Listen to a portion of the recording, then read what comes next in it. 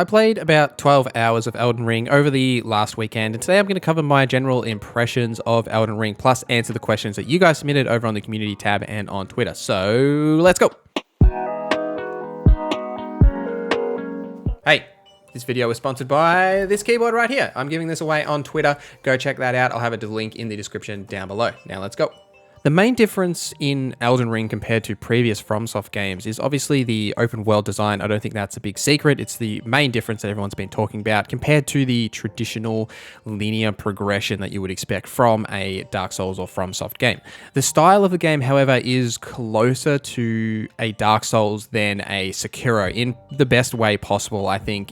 It feels like a true progression of what like a Dark Souls game would be in 2021 compared to, 2016 when we got Dark Souls 3. This really is most noticeable with the exploration that they've changed or added with Elden Ring. And there is so much stuff to interact with because of the new crafting system. So as you're exploring the world, you're constantly finding various shrubs and flowers and mushrooms and things that you can interact with. Even when you go into caves, there's moss and things that you can pick up. And there are also creatures that you'll find out in the world, like these ghosts that will just run up and ram you all the time, and different other creatures that you can kill to get their various items off them, and then use those items in the new crafting system. So you can craft like the traditional fire pots that you'd be used to in these style of games, or you can craft arrows or food items or a healing item for your mount. The crafting is also held up by the recipe books that you find throughout the world or buying them from vendors, in that you will learn different crafting things that you can make as you are exploring. And even when you are exploring, there are those nice little hidden areas where you can get different like items. Like I found a cool dagger tucked away in like the dragon burnt runes, and there's plenty of these little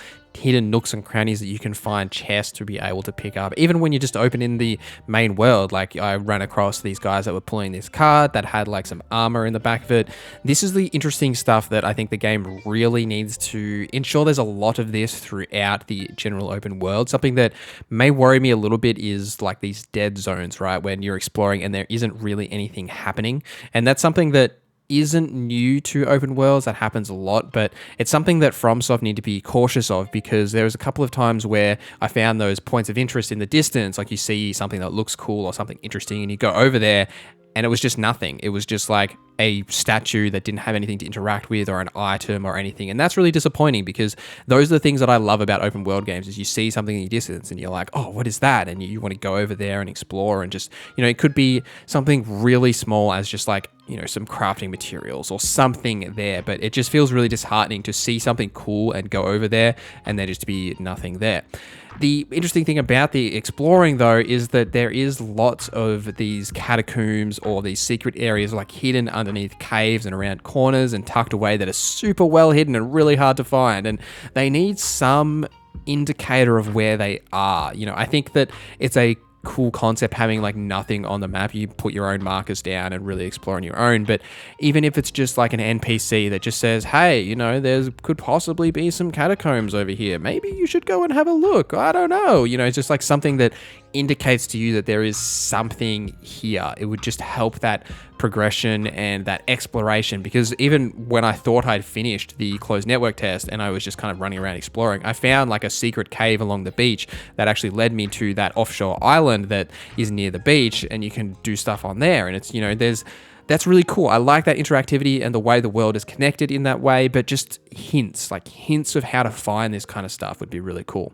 The combat diversity and the mounts as well is like some of the major changes with Elden Ring, separate to the exploration. Like the summoning things that you can do in most of the boss battles and while you're exploring is a huge change, and it actually makes these fights really interesting, because you can summon something to pull the boss away from you, deal damage from behind, and there's all these different summons that are melee focused or range focused, or have multiple characters that will help just win fights for you in some cases. Like I found that one of the mini bosses, that just summoning 5 nobles was just like an ultimate win condition. I barely had to do anything else. But the War of Ashes abilities are really cool and unique, and I think it adds some real creativity to the formula. So the War of Ashes abilities are the skills on your weapons, even on shields, right? I found this cool like Venom shield that had like a snake that would pop out of it and attack, which was really sick. And there are these different ones that you can get with unique skills on them, or you can find the different Ashes of War and be able to put them onto the different weapons.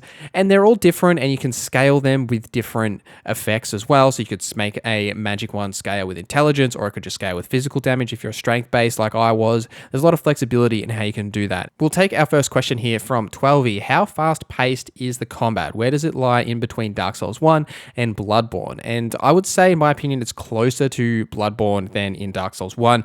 However, it's still a very Dark Souls combat system with the extra additions, right? Like I mentioned, with all of the new skills and summons, but there's also the new guard counter. So if you block an attack that's coming towards you, if you immediately follow up with a heavy attack, you'll trigger like this special animation that'll just like slam your weapon down, deal tons of damage. You have to block the attack first and then follow up. And that's a new thing that they've added. You've still got the parry system, you parry an attack and you can follow it up. That's still all there, but it is closer to Bloodborne, but really it's like a Dark Souls skin on it in a way. But there's a lot of different ways you can interact with the combat system: heavier, lighter weapons, spells, and the incantations.